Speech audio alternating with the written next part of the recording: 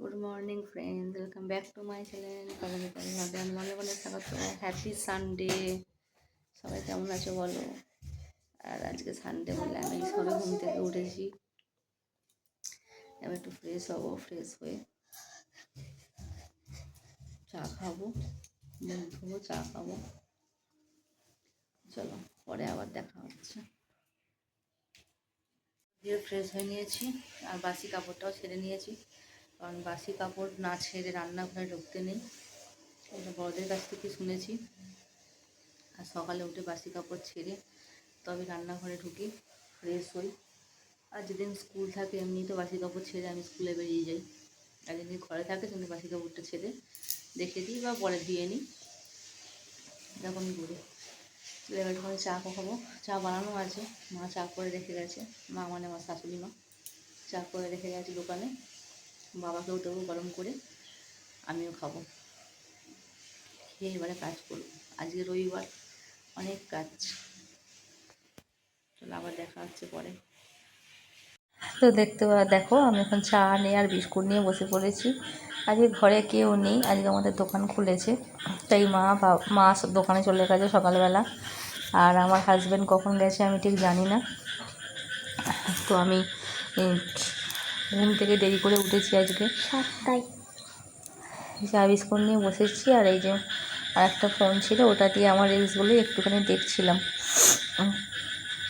এই নিজের রিলসগুলো করে নিজে দেখতে বেশ ভালো লাগে মাঝে মাঝে।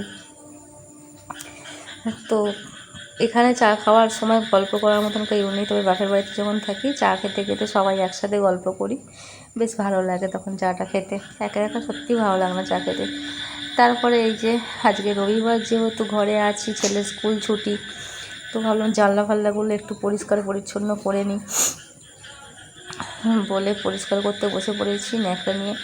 দেখো রবিবার থাকলে কি হয় বলো তো, অনেক সংসারের অনেক কাজ, পড়ে থাকা কাজ, যেগুলো জমে থাকা কাজ, সেগুলো রবিবারে করে নিতে পারি। আর রবিবার আমরা যতই মেয়েরা ভাবি যে রবিবার দিন ছুটি নেবো, রেস্ট নেবো, কোনোদিনও হয় না। ঘরের বউদের রেস্ট খুব একটা হয় না।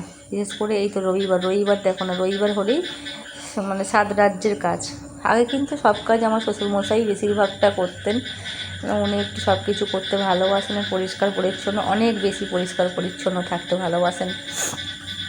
কিন্তু ওনারও তো বয়স হচ্ছে আস্তে আস্তে, তাই জন্যে অনেক অনেক দায়িত্ব এখন আমার উপর এসে পড়ছে। সেগুলোই আমি করার চেষ্টা করি। তো এগুলো পরিষ্কার পরিচ্ছন্ন, আর যাদের না অ্যালার্জির প্রবলেম থাকে তাদের এগুলো পরিষ্কার করেই রাখতে হয়। তারপর দেখো আমার মতো বিছনার তলায় এই যে কার এরকম কাগজপত্র থাকে বলো তো, আমার বিছনার তলায় দেখো কত কাগজপত্র বলতে কি, এগুলো সব আমার ডাক্তারের রিপোর্ট। তোমরা এবার দেখে বুঝতে পারছো তো আমি কত সুস্থ থাকি। দেখো এইটা হচ্ছে আমার নার্সিংহোমের কাগজ। আমি যখন ভর্তি ছিলাম এই রিসেন্ট আগের বছর না, এই বছরই তো ভর্তি ছিলাম, সেই সব কাগজ, সমস্ত রিপোর্ট, গাদা গাদা রিপোর্ট। আমার তো আরও রিপোর্ট কত ফেলেও দেওয়া হয়েছে। আমার জীবনে এতটা স্ট্রাগেল গেছে, এত অসুস্থ থেকেছি, তো কত রিপোর্ট, কত দেখাবো। আমি যদি রিপোর্ট একদিন দেখাতে যাই তাহলে একটা বস্তা ভর্তি হয়ে যাবে, 2-3 বস্তা তো হয়েই যাবে। তো কত রিপোর্ট বাপের বাড়িতে পড়ে আছে, এখানে আমাদের গোডাউন ঘরে কত রিপোর্ট পড়ে আছে, কত রিপোর্ট ফেলেও দিয়েছি। আর যেগুলো রয়ে গেছে এগুলোকেও একদিন বেছে বেছে সব দেখে দেখে ফেলে দিতে হবে। হ্যাঁ, এত রিপোর্ট জমিয়ে রেখলাম, যত রিপোর্ট জমিয়ে রাখবো, যত ওষুধ জমিয়ে রাখবো, তত বড় অসুখ বিসুখ চেপে ধরবে। তাই খাও দাও বিন্দাস থাকো, শরীর থাকলেই অসুখ করবে, আর তার জন্য ডাক্তারের কাছেও যেতে হবে, রিপোর্ট করাতেই হবে। তো আমি এখন ওসব নিয়ে আর ভাবি না। আগে খুব ভাবতাম যে আমার অসুখ, আমার কি হবে না হবে, এখন কিছু ভাবি না। এখন খুব আমি আগের তুলনায় বলছি, এখন আমি খুব বিন্দাস থাকি। সব অসুখ বিসুখ নিয়ে খুব একটা ভাবি না, আর মনেও করি না যে আমার অসুখ করেছে। যখন আমার শরীরটা একটু খারাপ লাগে হয়তো আমি রেস্ট নিই, তারপরে আবার উঠে কাজ করতে শুরু করে দিই। একদম অসুখ করে এই কদিন আগেই যেমন 1 সপ্তাহখানেক মতন আমার খুব শরীরটা অসুস্থ ছিল, তোমরা দেখেছো আমার শর্ট ভিডিওতেই দেখেছো আমার শরীরটা খুবই অসুস্থ ছিল। তখন ওই তো 1 সপ্তাহ বাপের বাড়িতে গিয়ে রেস্ট নিলাম, হয়ে গেল। রেস্ট আমি এখানেও নিতে পারি, আমার শ্বশুরবাড়িতে যে এমন কিছু মানে আমাকে একটু রেস্ট করতে দেবে না এমনটা না, আমার শ্বশুরবাড়ির লোক ভীষণ সাপোর্ট করে, ভীষণ ভালো, তারা রেস্ট করতেই পারে, কিন্তু তাও বাপের বাড়িতে গেলে আর একটু বেশি রেস্ট হয়ে যায়। আর এই দেখো আমার পুচকু বাবার ছবি, তো এটা অনেক ছোটোবেলার ছবি, মনে হয় এটা ওই যখন হাঁটতে শিখেছে তখনই স্টুডিওতে নিয়ে গিয়ে তুলে নিয়ে এসেছিলাম। তো ওটা একটু পরিষ্কার, ধুলো পড়ে গেছে, অনেক দিন ধরে নামানো হয়নি, পরিষ্কার করা হয়নি, ধুলো জমে গেছে। আমার বাবাটা দেখো কত রোগা, আর একদম পুচকু শোনায়, পুচকি মুখ। তারপর চলে এসি রান্নাঘরে রান্নার জোগাড় করেছি, আলুটা ভেজে নিয়েছি, পেঁয়াজ কেটে রেখেছি, মশলার জোগাড় করে রেখেছি, এখানে চিকেনটা ধুয়ে রেখেছি। চিকেনটা একটু আমি ভালো করে একটু বেশি করে ধুয়ে নিই, এটা আমার অভ্যাস। তারপরে এখানে কড়াইয়ে তেল দিয়ে দিয়েছি, দেখো চিকেনটা কষা হয়ে গেছে।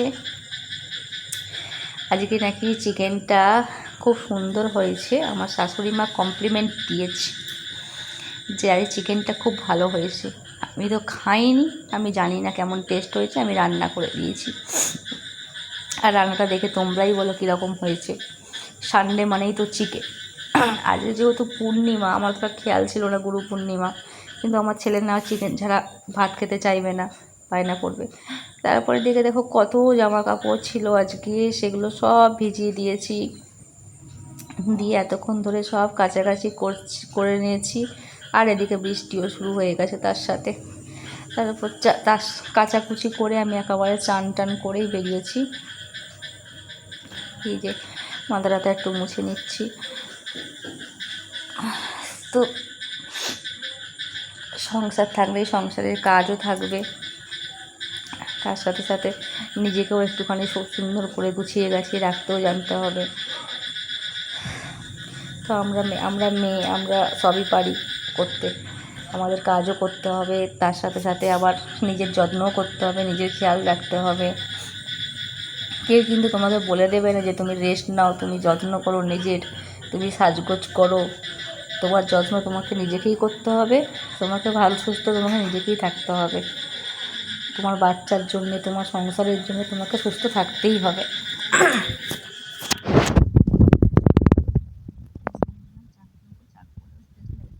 হাত থেকে চুল কাটছে, দেখো আমি ফিনাইল দিয়ে ঘর মুছেছি, আর তার মধ্যে কতক্ষণ জামা কাপড় কেচেছি, তার জন্য হাতটা মনে এরকম চুল কাটছে। তারপর ছেলেকে খেতে দিয়ে দিয়েছি, দিয়ে আমি এই দেখো আজকে আমার কী বলে দুপুরের খাবার হচ্ছে চিনি আম ভাত, ব্যাস। আমি মাংস খাচ্ছি না, এখন ভালো লাগছে না খেতে। জলটা চালিয়েছিলাম নিচে, জলটা বন্ধ করে জলটা ভরে গেছে ট্যাঙ্কিতে, আমি এখন চলে যাচ্ছি জলটা, মোটরটা বন্ধ করে দিই। এটা আমাদের নিচেই মোটর, আর আমরা থাকি দোতলাতে। তো এই যে বন্ধ করে দিয়ে চলে এসেছি। তারপরে একটু ঘুমিয়ে নিয়েছি দুপুরবেলা, ঘুম থেকে উঠে এই ছেলেকে নিয়ে বেরিয়েছি, একটু কেনাকাটা ছিল টুকটাক।